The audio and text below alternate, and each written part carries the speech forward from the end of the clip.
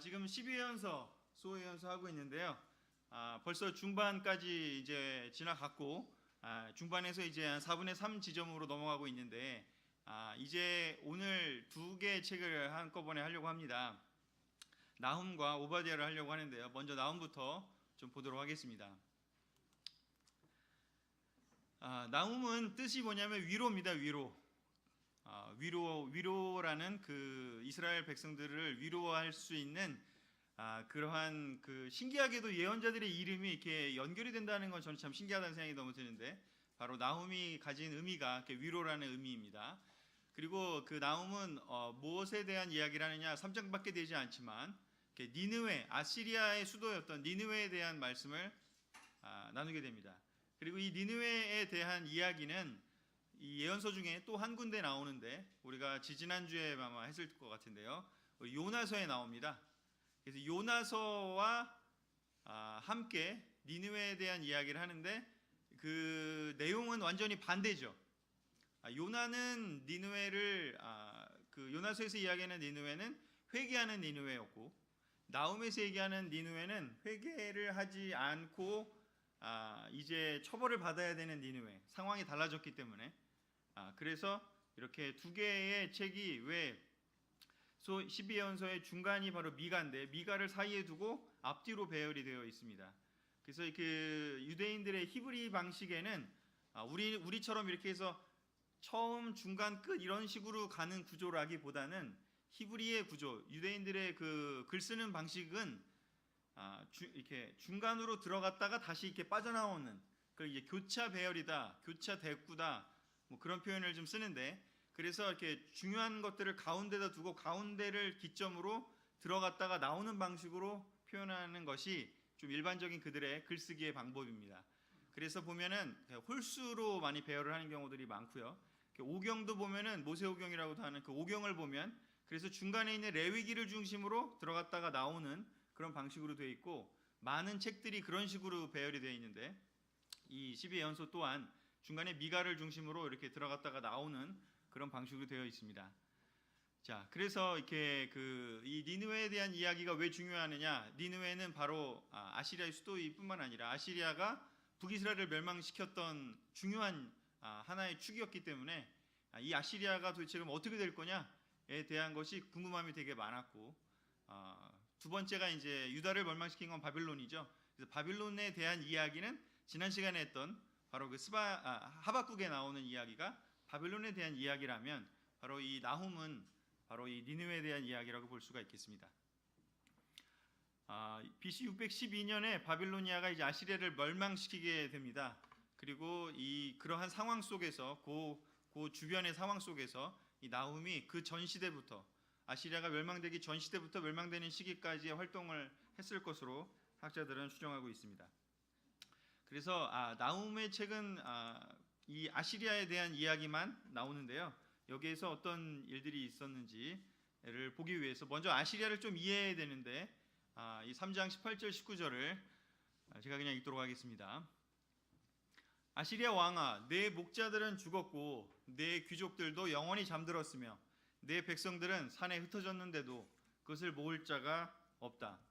내가 중상을 입었으므로 아무도 내 상처를 고칠 수 없다. 내 소식을 듣는 자들이 다 기뻐서 손뼉을 치고 있으니 잔악한 너에게 피해를 입지 않은 자가 아무도 없었기 때문이다. 나훔에서 하나님께서 이제 그 아시리아를 멸망시키려는 그 이야기를 하시면서 그 근거로 뭐를 드시냐면 아시리아의 잔악함, 난폭함, 그 죄에 대해서 이야기를 하고 있습니다. 아시리아는 얼마나 난폭했냐면, 여기 나온 것처럼 그 아시리아가 이제 그 무너질 때 모든 사람들이 다 아시리아가 약해진다고 하니까 모든 사람들이 다 기뻐서 손뼉을 칠 정도로 이렇게 나쁜 짓들을 많이 한 거죠, 한마디로. 그래서 잔악한 너에게 피해를 입지 않은 사람이 아무도 없다라고 이렇게 이야기를 듣는 그런 나라였습니다. 그리고 옆에 있는 사진은 런던에 있는 대형 박물관 10번 방이라는 곳에 있다고 하는데, 포르사바드 궁전에 대한 부조라고 해서 그 헨리 레이아드라는 영국의 그 고고학자가 1845년에서 49년도에 이라크 북부 니네베를 이렇게 발굴하는 과정에서 이렇게 발견을 해갖고 그거를 이제 대형 박물관으로 가져온 고고학 자료인데, 저기가 바로 뭐냐면 아시리아가 그 라기스라고 하는, 성경에 아마 읽다 보시면 라기스라는 지명을 들어보신 적이 있을 겁니다. 그 라기스를 침공했을 때의 상황을 이렇게 부조로 이렇게 이렇게 그려놓은 그런 것을 이제 보게 되는데, 저 장면이 뭐냐면 아시리아 사람들이 라기스 사람을 침공해서 지금 이렇게 가죽을 이렇게 벗겨내는 장면이에요. 그 저런 정도로 이렇게 아시리아면 그 병법 고고학자들이라든가 아니면은 그 전쟁을 연구하는 사람들이 그 아시리아의 전투 방법에 대해서 이렇게 연구를 하는 사람들의 글을 보면 인류 역사상 가장 잔인한 방식으로 이렇게 전쟁을 했던 사람들이다. 그냥 가만두질 않고 이기게 되면 가죽을 벗기고 진짜 어마어마하게 잔혹하게 했던 그런 민족이고 나라였다라는 거죠. 그리고 그 이주 방법을 이렇게 침략을 해서 이기게 되면 어떻게 했냐면, 특히 이제 북이스라엘이 멸망했기 때문에 이 아시리아의 이 정책은 뭐냐면, 멸망을 시켜버리면 그 동네에 있는 사람을 그냥 다 딴 데로 보내는 거야, 아주 멀리. 그래서 이 북이스라엘에 있는 사람을 저 바빌론, 지금으로 말하면 이라크 그쪽 지역으로 다 보내버려요. 그리고 또 거기 이제 메소포타미아라고 하는 지역으로, 또 이제 그쪽에 있는 사람을 또 이쪽에다 갖다 놓기도 하고, 이렇게 막 섞어버리는, 아주 그냥 이렇게 그 민족을 아예 없애버리려는 정책이죠. 그래서 이 아시리아 시대 때는 그 북이스라엘이 멸망을 할 때 그런 일이 벌어지게 됩니다. 그래서 북이스라엘은 아예 그냥 다 이렇게 도망쳐서 내려온 사람 외에는 다 그냥 포로로 잡혀가서 그냥 뿔뿔이 흩어지게 된 거예요. 그래서 이제 나중에 보면은 그 디아스포라, 그런 이야기를 우리가 듣게 되죠, 신약 성경에. 그때 나오는 것 중에 사실은 이 아시리아 때 벌써 이미 이렇게 뿔뿔이 흩어져서 그 산지에서 살고 있던 사람들의 후예들도 꽤 있는 거죠. 그래서 이 아시리아는 바로 그런 일을 했고, 뭐 참고로 여기서 조금 한 가지 더 얘기를 하면, 뒤에 이제 바빌로니아는 여러분들이 그 성경책 읽어보시면 알겠지만, 이렇게 그 포로를 끌려갈 때 방법이 이 아시리아처럼 이렇게 하지 않습니다. 바빌로니아는 이제 그 똑똑한 사람들, 그 과학자 아니면 학자, 그다음에 어린 애들 중에 이렇게 시험 봐갖고 공부 수능 시험 이제 한 90점 이상 맞은 사람들, 예를 들면 그런 식으로 해가지고 이렇게 딱 데려갑니다. 그래서 학자들과 하여튼 똑똑한 사람만 싹 빼가고 그 점령지는 그냥 좀 이렇게 평범한 사람들만 남겨두는 방식을 채택을 합니다. 그래서 우리가 성경에서 알게 되는 사람들이 누구냐면, 다니엘 같은 친구들이 그 똑똑했기 때문에 그렇게 끌려가서 거기서 이제 활용을 한 거죠. 그 다음에 이제 나타나게 되는 페르시아는 그렇게 하지 않죠. 그냥 이제 그 인정을 해주고 대신에 관리를 하는 방식으로 이제 바뀌게 되죠. 그래서 이것이 왜 중요하냐면, 바로 이 아시리아가 계속 만약에 강대국이었고 아시리아가 유다를 쳐버렸으면 사실은 그 이후에 이렇게 예수님이 탄생할 수 있는 그 역사는 존재할 수가 없게 되는 상황이 됩니다. 그래서 하나님이 아시리아를 그냥 내버려둘 수 없고, 이렇게 잔인한 것도 이유가 있고, 그래서 이제 바빌로니아를 통해서 아시리아를 처벌하시게 되는 거죠. 좀 그림이 좀 이해되시나요? 그래서 예수님이 오신 것은 이렇게 역사를 통해서 이렇게 다 준비가 된 상황에서 가장 베스트한 시기에 예수님이 오셨다라는 것이 이 신학자들의 공통된 판단입니다. 그 이후에 이제 그리스와 로마 시대까지 이어지면서 길이 뚫리고 법전이 세워지고, 그 다음에 문명이 발달하고, 그 다음에 그 언어가 또 통일되고 해서 가장 빠른 시간 안에, 한 세대 안에 온 세상에 하나님 말씀이 전파될 수 있도록 준비된 가장 베스트한 시기가 언제였냐면 바로 그 로마 시기 초, 바로 예수님이 오실 바로 그 시대였다라는 거죠. 그래서 제가 이런 얘기를 막 티네들한테 막 해주면, 에이 그때보다 더 좋은 때 있는데 왜 그때 오셨어요? 이런 애들이 있어요. 그래서 언제? 그랬더니 지금 오시면 되잖아요. 지금 오면은 막 인터넷으로 하셔가지고 그냥 쫙 하시면 그냥 쫙 퍼지잖아요. 그러면 제가 얘기하죠. 야, 그러면 그 전까지는 그러면 안 오시고 한참 걸릴 텐데 이 시기가 안 왔으면 어떻게 했냐, 뭐 이런 얘기도 하고 하는데, 그 인류 역사상 가장 그렇게 그 당시에 온 세계는 바로 지중해 세계였기 때문에 그런 흐름의 첫 번째가 바로 아시리아라는 것을 좀 볼 수가 있습니다. 그래서 여기서의 주제는 공의로 심판하시는 하나님입니다.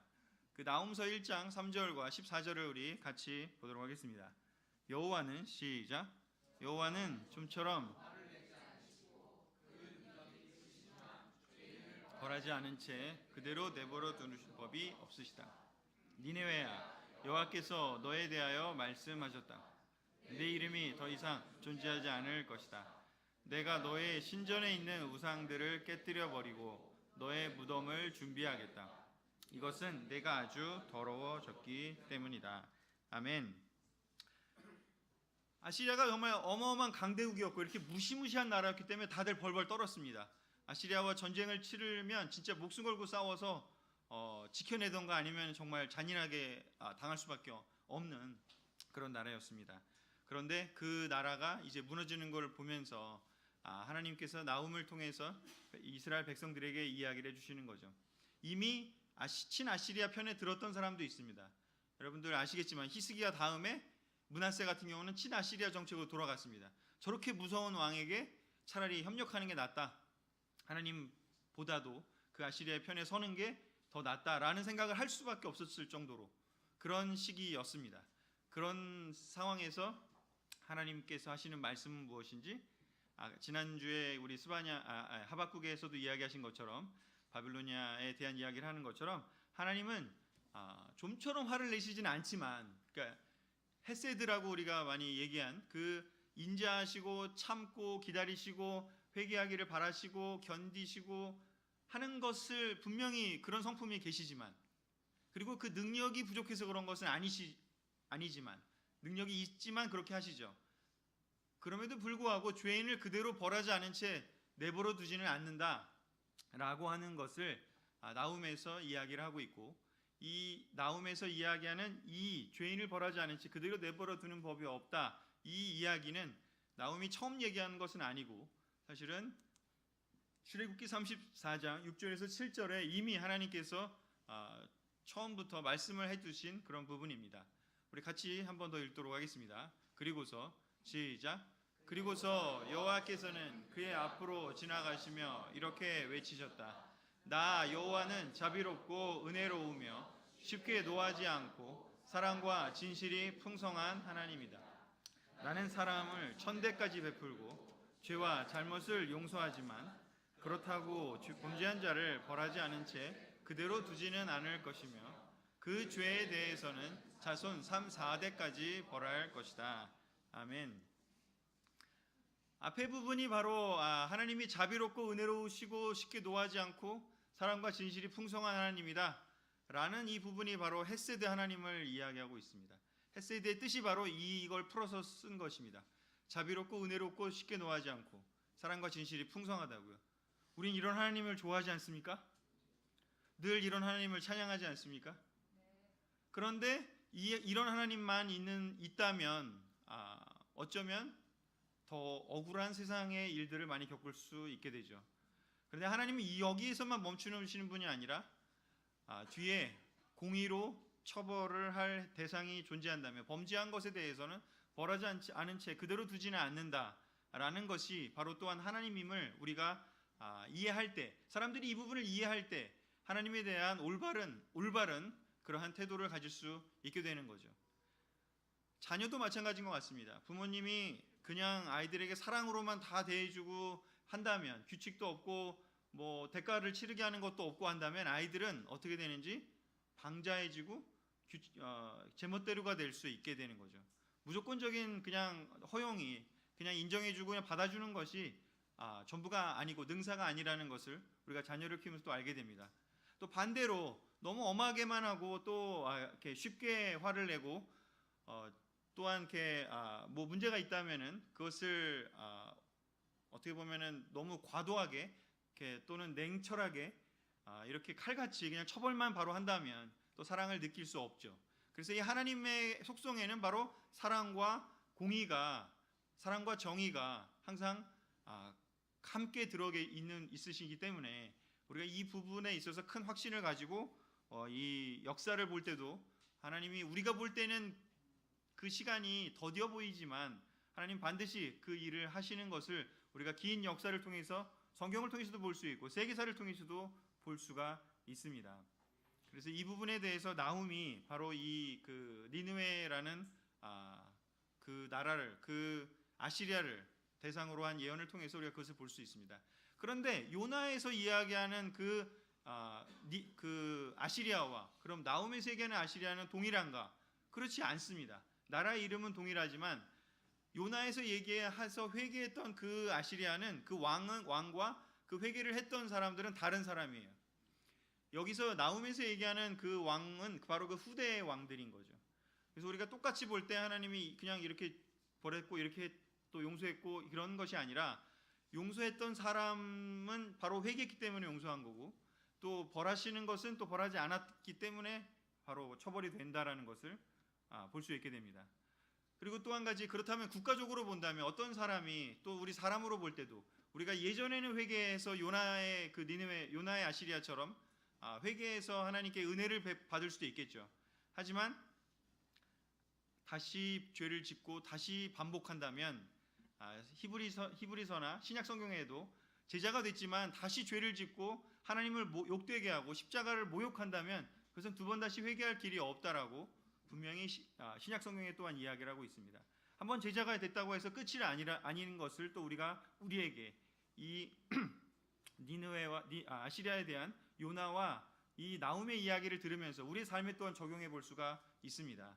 하나님이 자비로우시기 때문에 우리가 언제나 회개할 때 우리가 기쁜 마음으로 회개하려는 마음이 필요하다는 생각이 듭니다. 사실 아까 처음에 제가 나눴을 때 처음에 선생님한테 들었을 때는 뭐였지? 난 이해가 안 됐는데 진실을 왜 나한테 평상시 얘기 안 하는 건가? 그런 생각이 제 딸의 이야기인데 들었었습니다.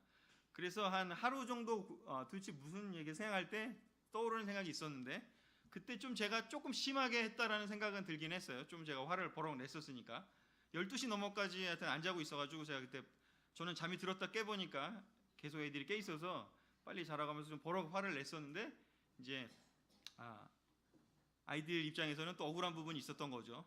오늘이 그래도 프라이데이 나이트인데 왜 이러시냐 이러면서 하여튼 뭐 저번에는 같이 놀아놓고 왜 이제 와서 이러냐 뭐 이제 제가 한번 같이 그렇게 좀 12시 넘어서까지 고등 래퍼인가 뭐 그거 보다가 하여튼 시간이 지나간 적이 있었는데 아빠가 깨서 놀 때는 말이야 같이 그렇게 하더니 아빠가 자다가 깨가지고 왜 이렇게 화를 내냐 뭐 하면서 이렇게 억울한 이야기를 할 때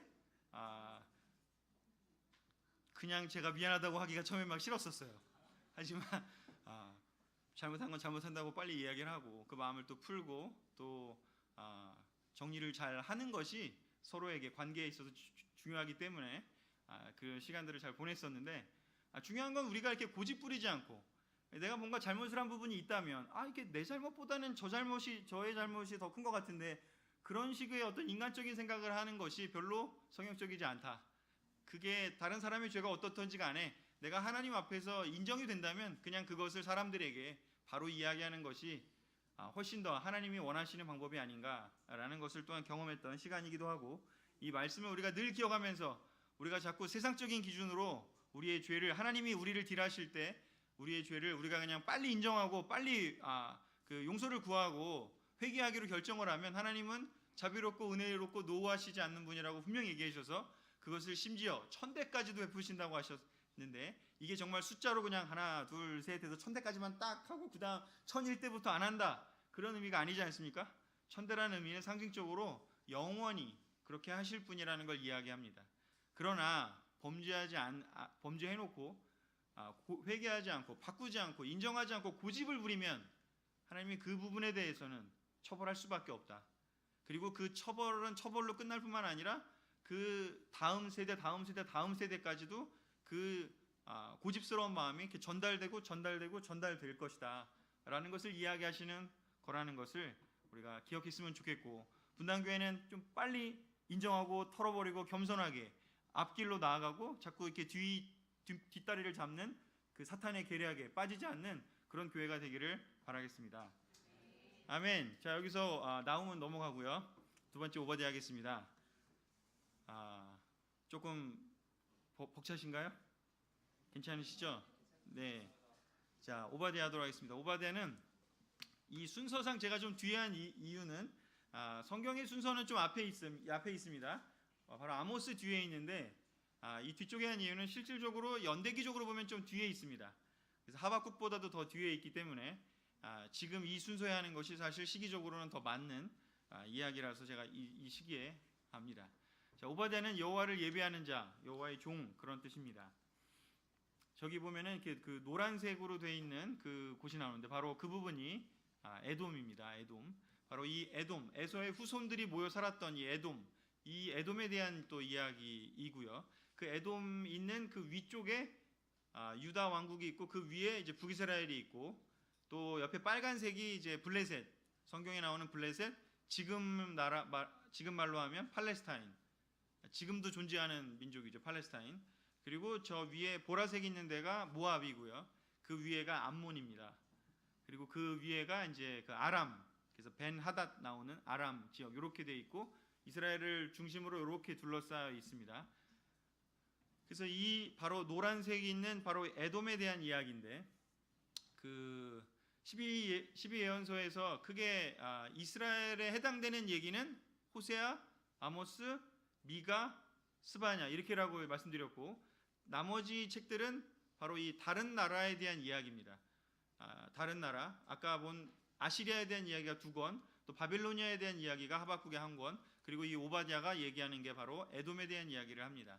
그래서 에돔에 대한 이야기이고 왜 에돔을 이야기하느냐는 이 뒤에 성경책에 있는 내용을 좀 보면 또 이해할 수가 있게 되는데 에돔은 어떤 나라냐? 이 노란색인 지역이 우리가 보기에는 지금 평면 지도지만 실제 위치로 보면 이렇게 높은 산악지대로 되어 있습니다. 산악지대라서 고산지대예요. 그래서 이렇게 요새화되어 있고 함부로 침략하기 굉장히 어려워요. 사실 바빌로니아가 다 침략을 해서 다 없애버리는데 이 에돔은 그렇게 하지를 못했다고 합니다. 그리고 그 나중에 이제 페르시아 시대 때 이제 처벌이 이렇게 없어지게 되는데 페르시아, 그리스 이 시대 때 이제 멸망하게 됩니다.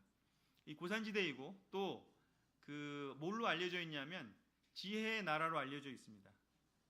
이 대만이라는 곳, 또 세일 뭐 이런 표현들이 다 이 에돔의 지역을 뜻합니다. 성경 읽을 때 뭐 세일산, 그다음에 뭐 대만에서 온 뭐 이렇게 이야기 나오면 바로 에돔에서 왔구나 이렇게 보면 되는데 대표적으로 나오는 게 뭐냐면 욥기에 엘리바스라고 하는 사람이 바로 이 대만에서 온 엘리바스 이렇게 표현이 되어 있습니다.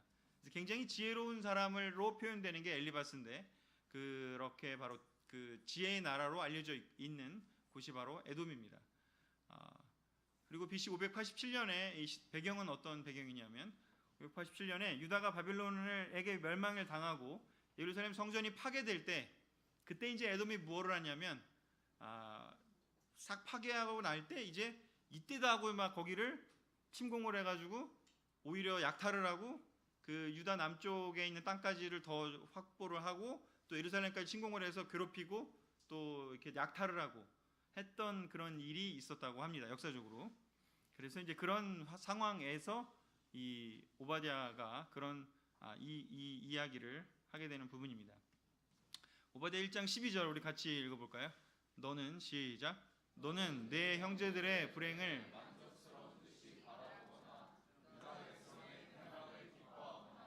그들이 고난을 당할 때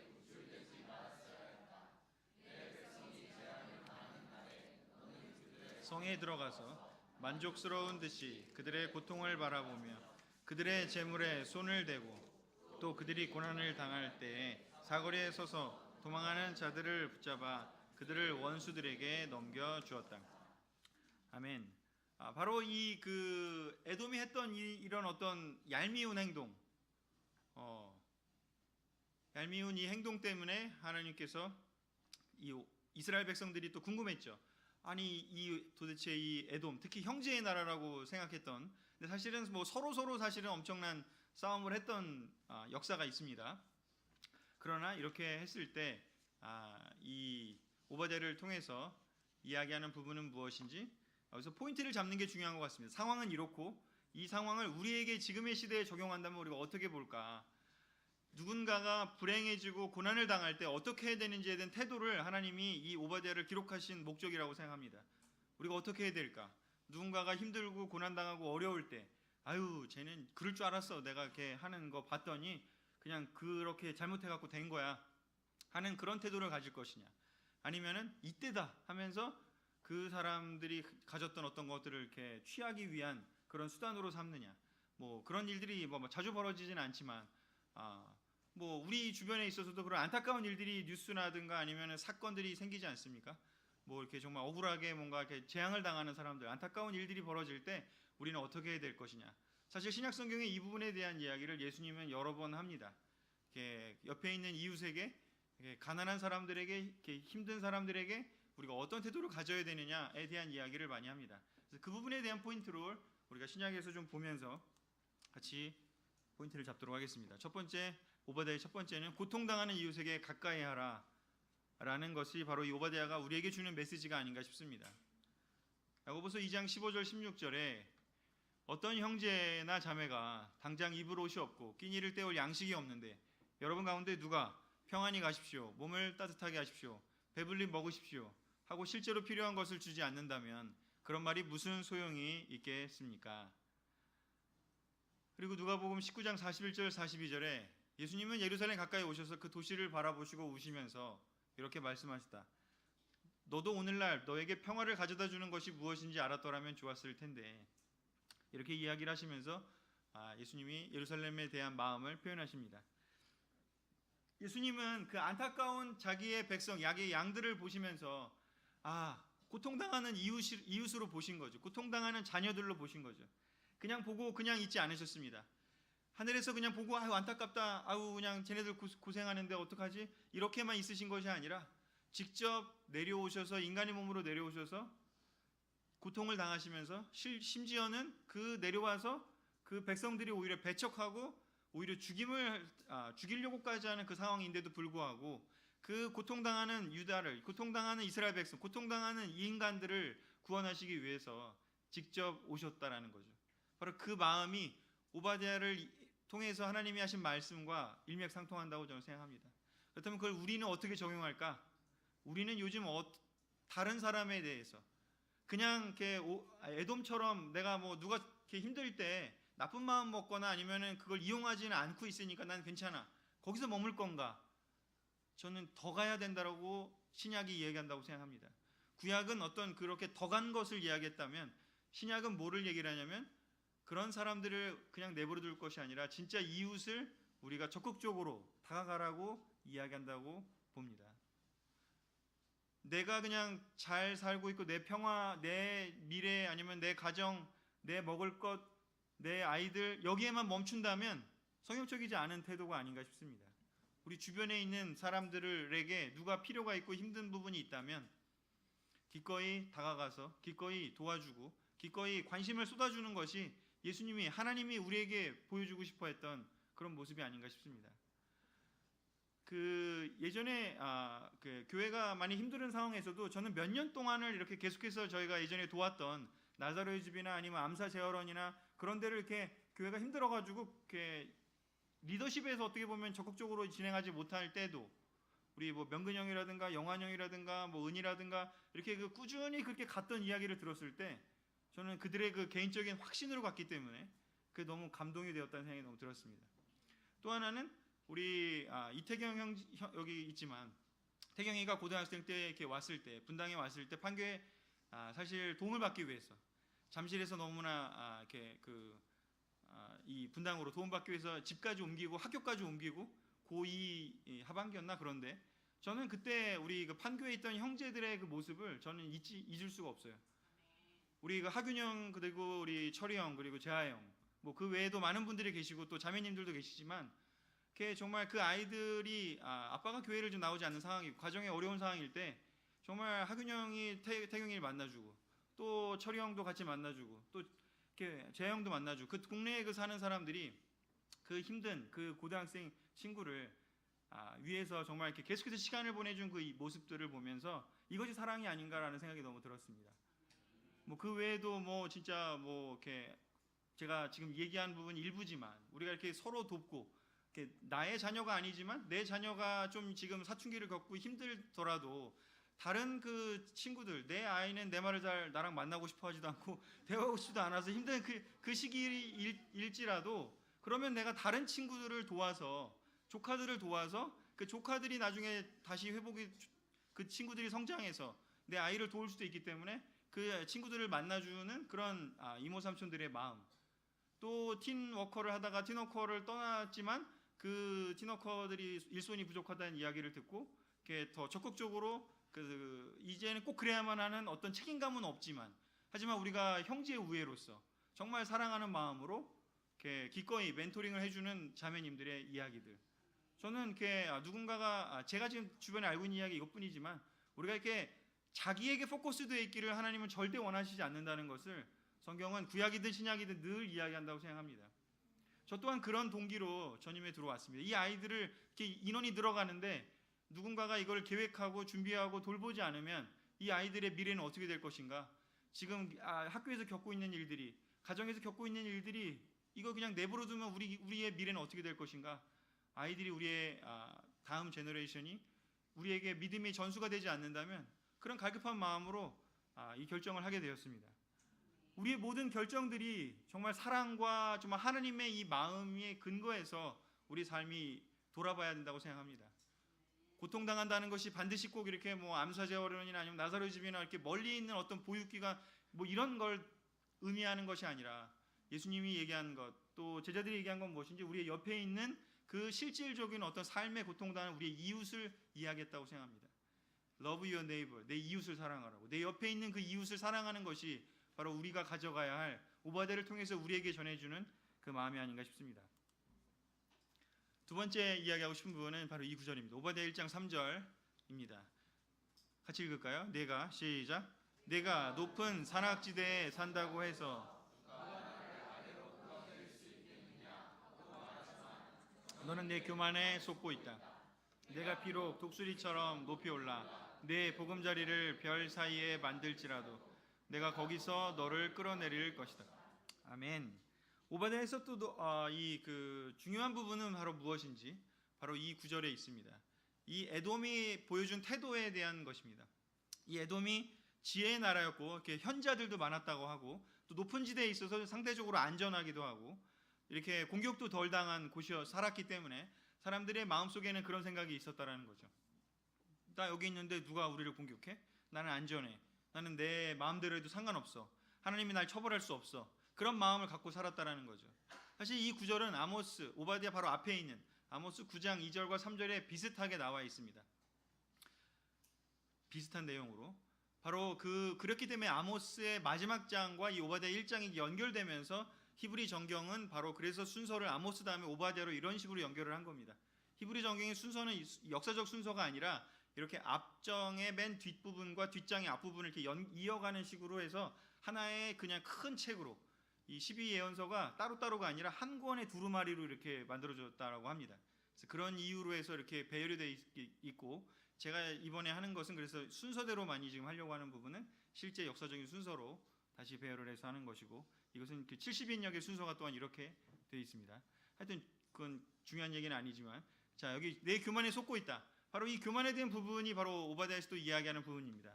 두 번째 포인트이자 마지막 포인트는 하나님 앞에 교만하지 말라라는 부분입니다. 우리 누가복음 12장 2절에서 5절 같이 읽도록 하겠습니다. 감추어진 일이 시작. 감추어진 일이 드러나지 않을 것이 없고 숨겨진 일이 알려지지 않을 것이 없다. 너희가 어두운 데서 한 말도 밝은 데서 들릴 것이며 골방에서 속삭인 말도 옥상에서 큰 소리로 전파될 것이다. 나의 친구들아, 내가 너희에게 말한다. 몸은 죽여도 그 이상 아무것도 할 수 없는 사람들을 두려워하지 말아라. 너희가 정말 두려워해야 할 분은 내가 보이겠다. 그분은 몸을 죽인 후에 영혼을 지옥에 던져넣는 권능을 가지신 하나님이시다. 내가 참으로 너에게 말하지만 그분을 두려워하여라. 아멘. 하나님이 끌어내리지 못할 위치는 없고요. 하나님이 끄집어 올리지 못할 깊은 물도 없습니다. 하나님이 못 보시는 부분도 없고 하나님이 힘이 닿지 못할 부분도 없습니다. 참 이렇게 뉴스라든가 이렇게 그 인터뷰 기자회견하고 검찰에 끌려 들어갔다가 처음에 절대 아니라고 했다가 나중에 또 다 인정하는 그 모습들을 보면서 하나님이 없으면 저렇게 살겠구나. 나 또한 우리 또한 그런 생각이 들었습니다. 왜냐? 세상에서만 처벌 안 받으면 되니까. 사람들에게만 걸리지 않으면 되니까. 그러나 성경은 하기를 그런 걸 두려워하는 게 아니라 하나님을 두려워하라고 이야기하고 하고 있습니다.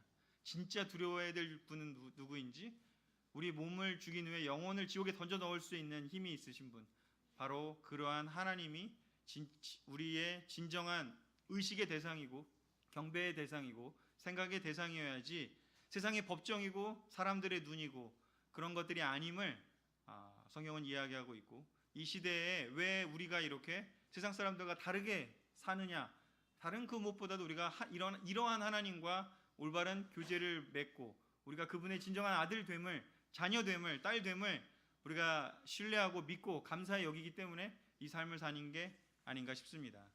세상 사람들이 그렇게 하지 않고 잘 사는 것 같이 보이지만 절대 속지 말라고 하나님은 이야기하고 계십니다. 하나님 앞에 교만한 사람은 하나님이 반드시 끄집어내리고 끌어올리셔서 다 드러낼 것이라고 오바댜를 통해서 말씀하고 계십니다. 우리 그런 확신을 굳게 가지시고 남은 한 주 동안 잘 보내시기를 바라면서 말씀을 마치도록 하겠습니다.